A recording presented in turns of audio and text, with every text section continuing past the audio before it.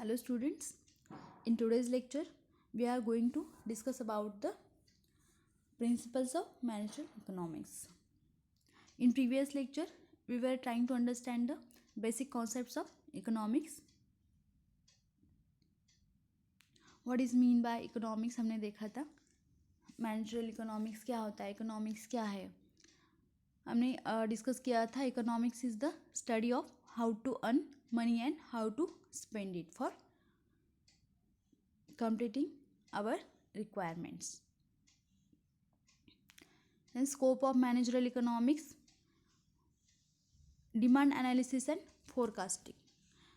Scope of managerial economics भी हमने discuss किया था. managerial economics किसके लिए हेल्पफुल है हमें? For demand analysis and forecasting, cost and production analysis, then pricing decisions, profit management and capital management. Demand and analysis forecasting क्या है? A major part of managerial decision making depends on accurate estimates of demand. Managerial decision making किसके ऊपर depends है? For accurate estimates of demand. Means हमें क्या करना है? accurate estimates करना है डिमांड का, यानी कि डिमांड कितना बढ़ जाएगा इस पीरियड में, कितना डिक्रीज हो सकता है या कितना इंक्रीज हो सकता है. By forecasting future sales, manager prepare production schedules and employ resources which helps management to strengthen its market position and profit. Manager क्या करता है? प्रोडक्शन शेड्यूल प्रिपेयर करता है for forecasting future sales. Okay, for और employees क्या करते हैं? Help करते हैं मैनेजमेंट को, किसके लिए? To strengthen its market position and profit. Market position उसकी बढ़ाने के लिए और प्रॉफिट मैक्सिमाइज करने के लिए एम्प्लॉय उसको हेल्प करते हैं.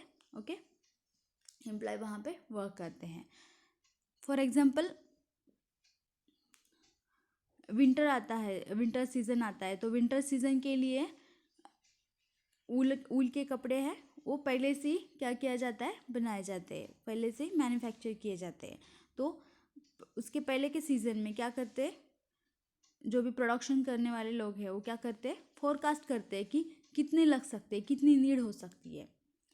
ठीक है, तो डिमांड एनालिसिस एंड फोरकास्टिंग के लिए मैनेजरियल इकोनॉमिक्स कॉन्सेप्ट हेल्पफुल है. देन नेक्स्ट आता है cost and production analysis. A manager prepare cost estimates of a range of output and choose the optimum level of output at which cost is minimized. Manager is supposed to carry out the production function analysis to avoid wastage of materials and time. Way cost and production analysis क्या है? cost यानी कि हमें क्या करना है? जो कि मैनेजर है वो क्या करता है?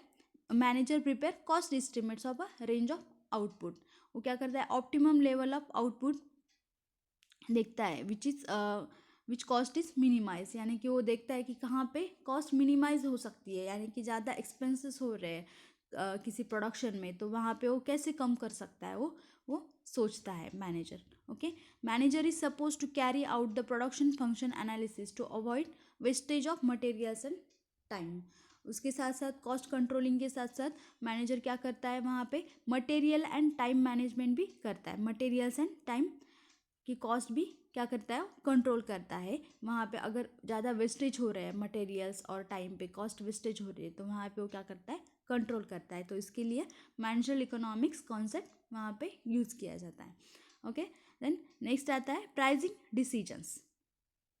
Success of A business firm depends upon correct pricing policy decision taken by it. Different pricing method is used for various market structure. Price to a great extent determines the revenue of the firm. Pricing decisions. Success of a business firm depend upon the correct pricing policy decision taken by it. Means कौन लेता है? Manager decisions लेता है किसके लिए? Pricing policy decide करने के लिए. ओके, वहाँ पे अगर आपको बिजनेस में सक्सेस चाहिए, प्रॉफिट मैक्सिमाइजेशन चाहिए, तो वहाँ पे क्या करना पड़ेगा आपको? प्राइसिंग पॉलिसी डिसाइड करनी पड़ेगी. करेक्ट प्राइसिंग पॉलिसी वहाँ पे आपको डिसाइड करनी पड़ेगी. ठीक है, द नेक्स्ट पॉइंट आता है scope of managerial economics is the profit management. Aim of business firms is to earn profits in long run. हमारा एम क्या होता है बिजनेस के लिए? ऐसे ही बिजनेस चलाते हैं क्या, हम करते हैं क्या? नहीं, हमें क्या चाहिए? इनकम चाहिए, प्रॉफिट मैक्सिमाइज करना है, प्रॉफिट चाहिए। Okay, aim of business firms is to earn profits in long run. Long run के लिए हमें क्या चाहिए? प्रॉफिट चाहिए। Okay, profits are reward for uncertainty and risk bearing. A manager should be able to take calculated risk and try to avoid uncertainty for higher profits. अभी profit management हमें क्या करना, मैनेजर क्या करता है? रिस्क कैलकुलेट करता है और अनसर्टेनिटी के लिए वो क्या करता है? प्रॉफिट मैनेजमेंट करता है। वहाँ पे अनसर्टेनिटी अवॉइड कैसे हो सकती है और रिस्क कैसे कम हो सकती है, उसके लिए वो सोचता है। ठीक है, देन नेक्स्ट पॉइंट आता है capital management. Micro economics helps in planning and controlling of capital expenditure since it involves huge amount of money and time. Okay, capital management भी करना है हमें, प्रॉफिट मैनेजमेंट किया हमने, प्राइस डिसीजंस ले लिए, अभी कैपिटल मैनेजमेंट करना है। माइक्रो इकोनॉमिक्स, मैनेजरल इकोनॉमिक्स कहाँ पे हेल्प करता है हमें? Planning and controlling of capital expenditure. अभी कैपिटल एक्सपेंडिचर ज़्यादा हो रहे हैं तो उस पर क्या करना चाहिए मैनेजर को? मैनेजर क्या करता है वहाँ पे? प्लानिंग करता है और उसके ऊपर एक्सपेंडिचर ज़्यादा हो रहे तो उसको कंट्रोल करता है। Okay, since it involves huge amount of money and time. तो capital management, profit management, pricing decisions, cost and production analysis and demand analysis and forecasting, ये क्या थे? Scope of managerial economics. Okay, तो scope of managerial economics आपको clear है। Then next point is the nature of managerial economics.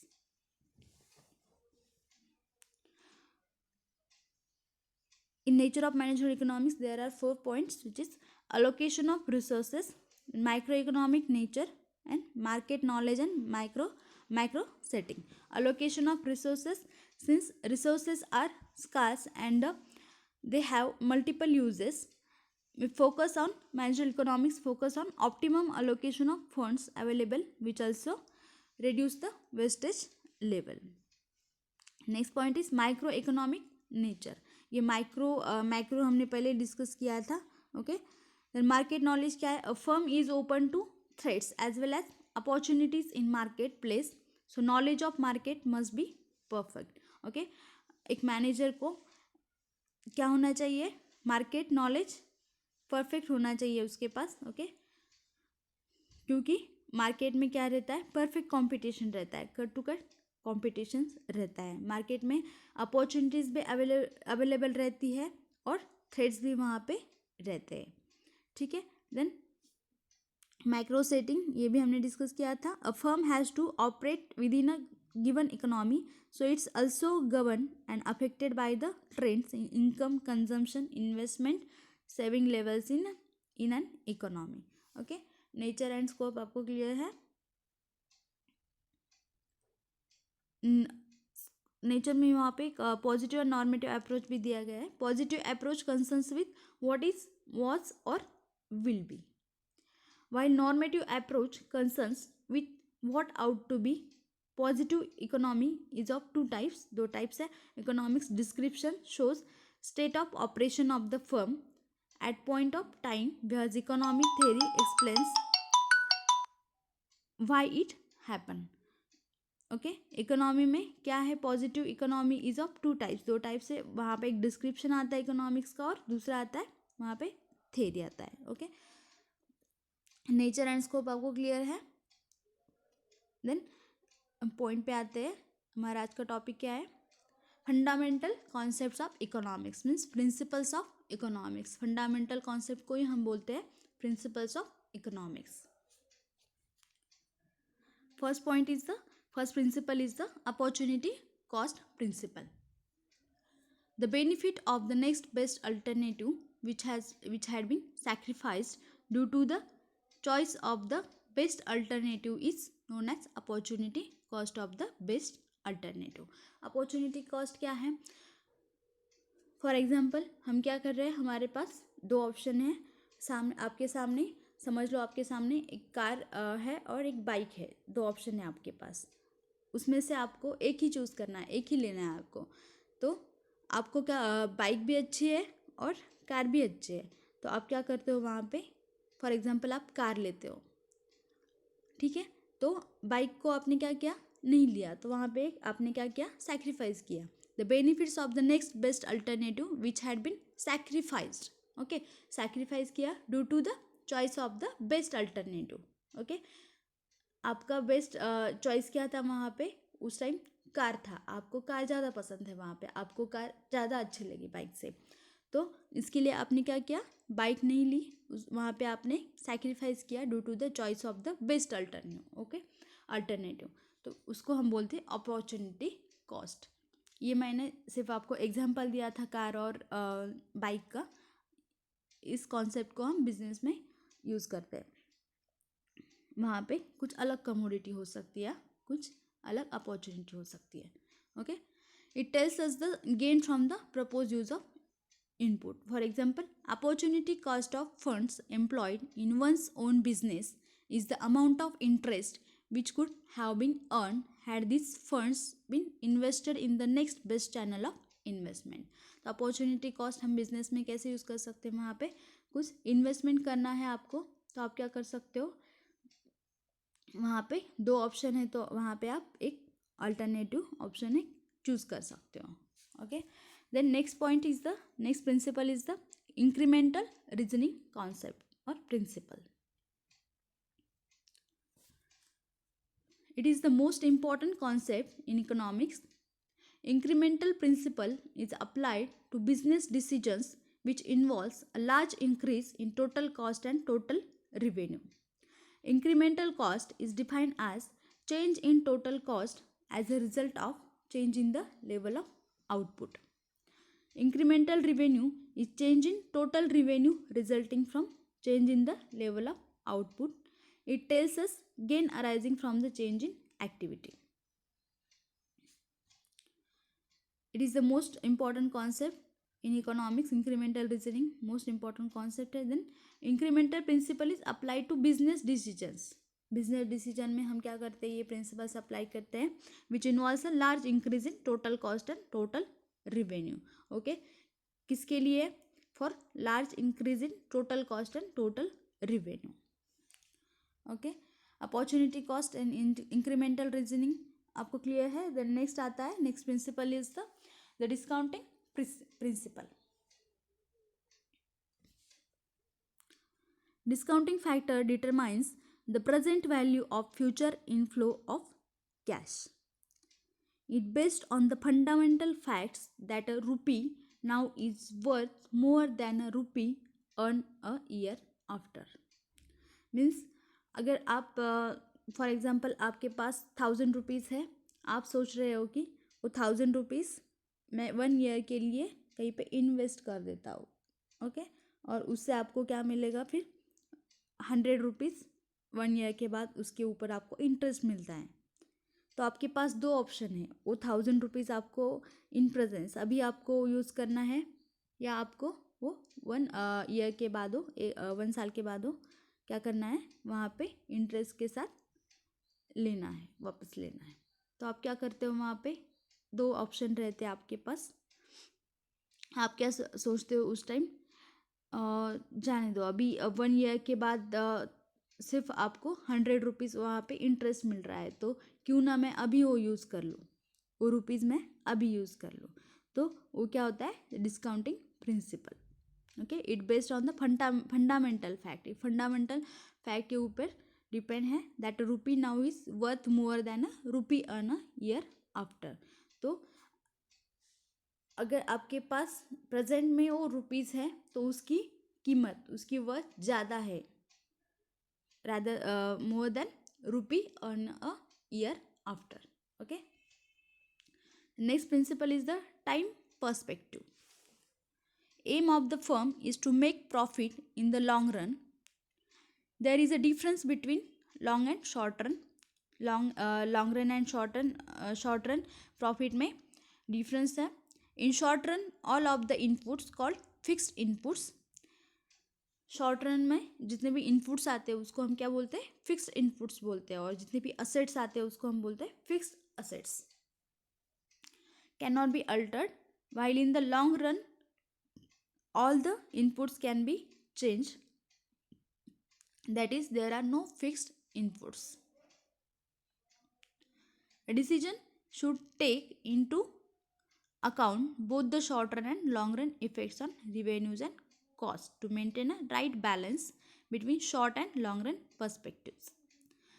हमने short run में देखा था, वहाँ पे क्या है, शॉर्ट रन इनपुट्स को हम क्या बोलते हैं, फिक्स्ड इनपुट्स बोलते हैं, और लॉन्ग रन इनपुट्स को हम क्या बोलते हैं, long run all the inputs can be change.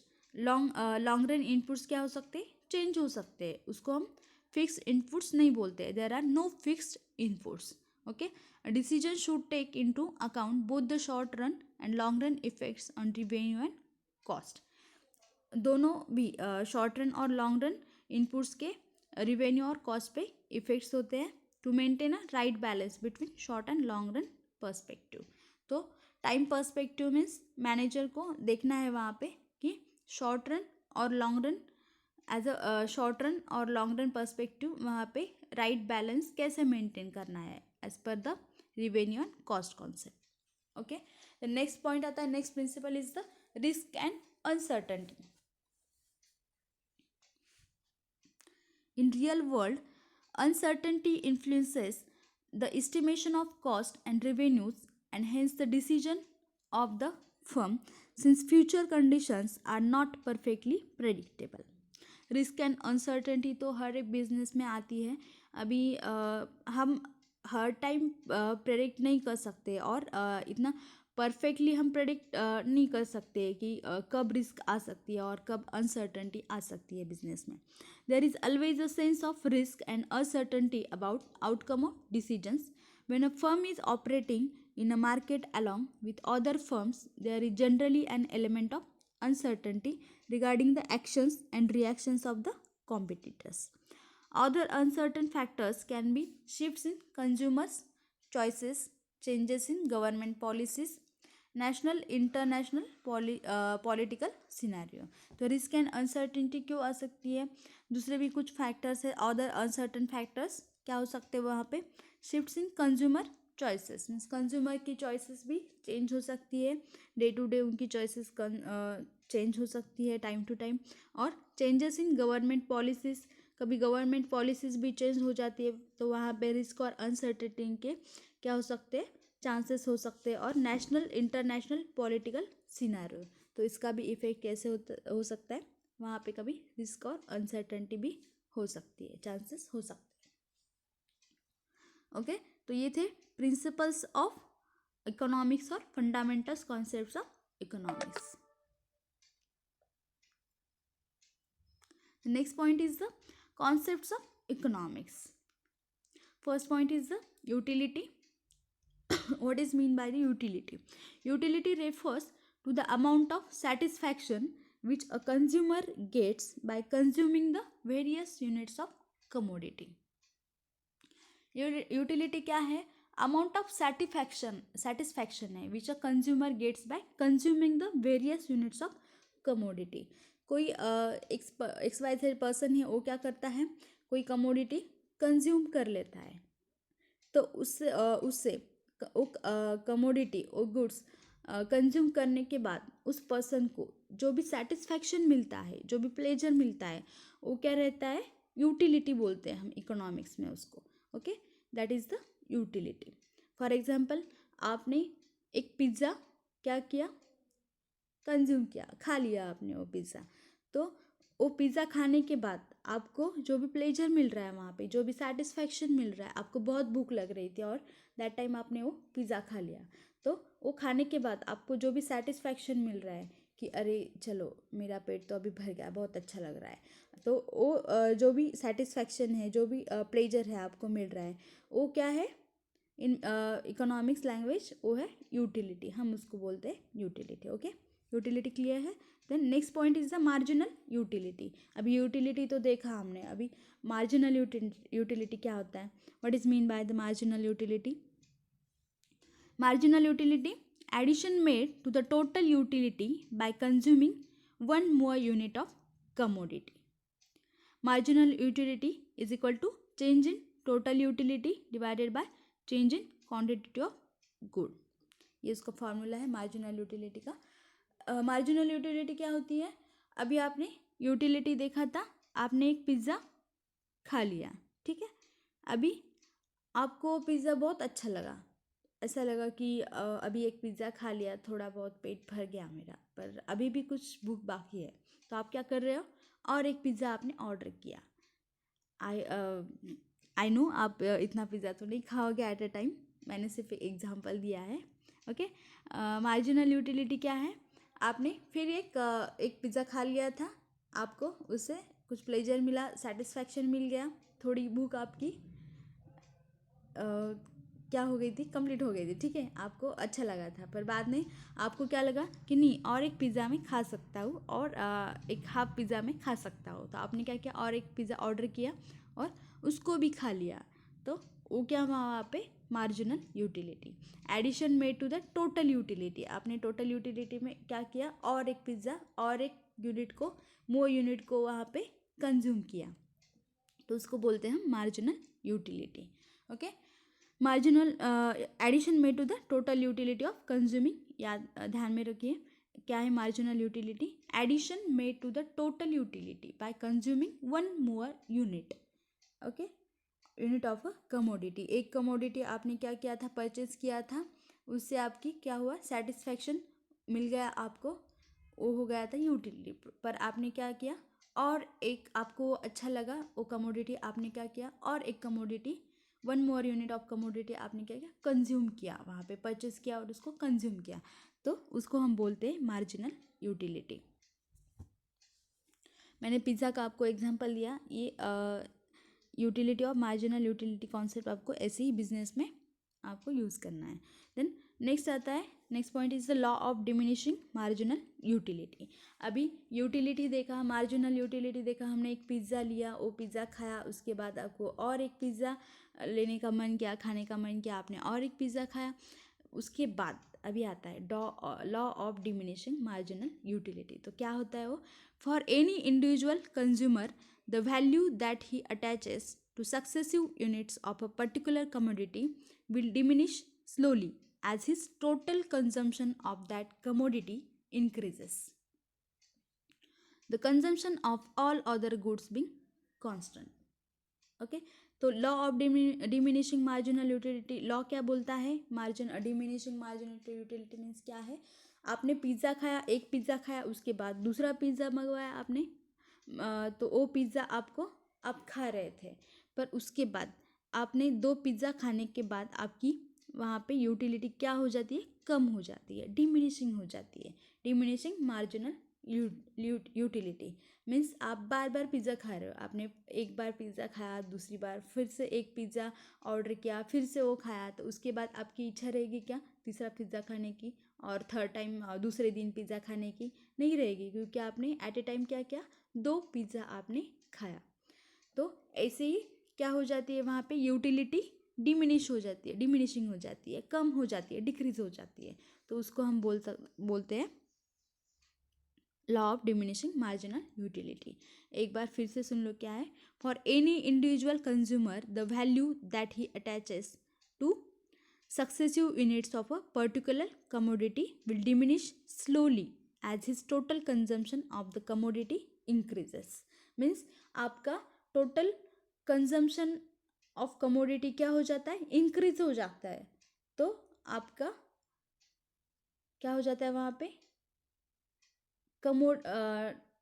उसकी वैल्यू क्या हो जाती है वहाँ पे, डिमिनिश हो जाती है, स्लोली डिमिनिश हो जाती है, उसका कंजम्पशन भी क्या हो जाता है, स्लोली डिमिनिश हो जाता है, कम हो जाता है वहाँ पे. अगर आप एक ही चीज़ बार बार खा रहे हो तो आपको बाद में वो चीज़ खाने का मन नहीं करता है, तो वहाँ पे क्या हो जाता है, ये लॉ आप वहाँ पे अप्लाई कर सकते हो. मीन्स वहाँ पे ये लॉ आपको अप्लाई होता है. क्या है? Law of diminishing marginal utility. Okay. तो पिज़्ज़ा खा लिया, आपको समझ में आ गया. ओके. देन नेक्स्ट क्या है, next point is the assumption of the law. क्या है assumption of the law? Various units of goods are homogeneous, क्या हो सकता है वहाँ पे? वेरियस यूनिट्स ऑफ गुड्स क्या हो सकते हैं? सेम हो सकते हैं, होमोजीनियस हो सकते हैं। देन नेक्स्ट आता है there is no time gap between consumption of different units, क्या हो सकता है? डिमिनिशिंग होने के चांसेस क्यों है? क्योंकि वहाँ पे कुछ टाइम गैप आपने नहीं लिया, लगातार आप खाते जा रहे हो। देन नेक्स्ट आता है taste preference and fashion remain unchange, और वहाँ पे टेस्ट प्रेफरेंस ऑफ फैशन अगर चेंज नहीं होता है तो ये लॉ वहाँ पे आ सकता है, ठीक है। तो ये अजम्पशंस थे, assumptions of the law. Next point आता है consumers equilibrium, the quantity of good X where marginal utility of X equals price of good X, consumer equilibrium का फॉर्मूला है ये। देन नेक्स्ट आता है इनकम इफेक्ट, इनकम पे कैसे effect होता है? Change in consumption of the good due to the change in income of the consumer. आपका बिजनेस है, आपके बिजनेस में आपकी कमोडिटीज़ है, आप जो प्रोडक्शन कर रहे हो, मैन्युफैक्चर कर रहे हो, वो अच्छे से आपका बिजनेस चल रहा है, सेलिंग अच्छे से हो रही है, पर क्या हुआ अचानक से वहाँ पे इनकम इफेक्ट हो गया, मीन्स आपका प्रॉफिट है वो, आपका इनकम है वो कम हो रहा है, वहाँ पे आपका ज़्यादा इनकम नहीं हो रहा है। तो क्यों हो सकता है ये? Change in consumption of the good due to the change in income of the consumer. अगर आपके कंज्यूमर के, अगर आपके कस्टमर का इनकम क्या हो रहा है? कम हो रहा है, तो वो कंज्यूमर क्या कर रहा है? वो गुड्स आपके पास से नहीं खरीद रहा है, नहीं परचेस कर रहा है, उसका कंजम्पशन कम हो गया क्योंकि उसका इनकम क्या हो गया? चेंज हो गया, उसका इनकम कम हो गया। ओके, तो कंज्यूमर इनकम इफेक्ट आपको समझ में आ गया। नेक्स्ट आता है प्राइस इफेक्ट। अभी प्राइस पे कैसे इफेक्ट हो सकता है? Change in the consumption of the good due to change in the price of the good. Okay, price effect कैसे हो सकता है? कंजम्पशन क्यों कम हो सकता है? क्योंकि आपने क्या किया, फॉर एग्जांपल वहाँ पे उस गुड्स की, उस कमोडिटी की क्या किया? चेंज किया, प्राइस उसकी इंक्रीज कर दी, तो ऑटोमेटिकली क्या हो जाएगा वहाँ पे? आपके जो कंज्यूमर है, जो भी कस्टमर्स है, वो क्या करेंगे? कंजम्पशन उसका, उस गुड्स का कम कर देंगे, डिक्रीज कर देंगे। Change in the consumption of the good due to change in the price of the good. Okay, अगर इसका उल्टा, अगर आप प्राइस कम कर देते हो कमोडिटी की, तो वहाँ पे कंजम्पशन ऑफ द गुड बढ़ भी सकता है, इंक्रीज भी हो सकता है, और अगर आप उसकी प्राइस इंक्रीज कर देते हो तो वहाँ पे उसका consumption of the good decrease भी हो सकता है। ठीक है, price effect, income effect, consumer equilibrium, utility, marginal utility, ये कॉन्सेप्ट इकोनॉमिक्स के, ये आपको पता होना चाहिए। इन मैनेजरल इकोनॉमिक्स क्या है, तो क्लियर है। देन नेक्स्ट आते हैं कॉन्सेप्ट्स क्या है इसमें, micro economics and macro economics. ये ऑलरेडी हमने डिस्कस किया था, फिर भी एक बार देखते चलो। Micro economics studies the behaviour of individual decisions making units like consumers firms, regulates under Companies Act. It includes product pricing, which includes theory of demand and supply. Product pricing में theory of demand and supply आता है, हम next lecture में वो discuss करेंगे। And factor pricing which includes wages, rent, interest and profits. Next point is the macro economics. Macro economics studies the aggregate of all economics units. It includes theory of growth and employment, theory of inflation and price level, theory of income and theory of distribution. Micro और macro में हमने difference देखा था। Micro क्या है? Micro 1 unit होता है, वहाँ पे 1 यूनिट और फर्म, और मैक्रो में क्या होता है? एग्रीगेट होता है, aggregate all economics units, studies of aggregate all economics units, which is macroeconomics. For example, automobile industry includes firms like Maruti Suzuki India Limited, Hindustan Motors, Hyundai Motors India Limited and Tata Motors etc. Okay, तो यहाँ पे आपको clear है managerial economic principles, nature, scope of managerial economics and concepts of managerial economics. Okay, तो next topic which is demand analysis, demand and supply, हम next lecture में discuss करेंगे।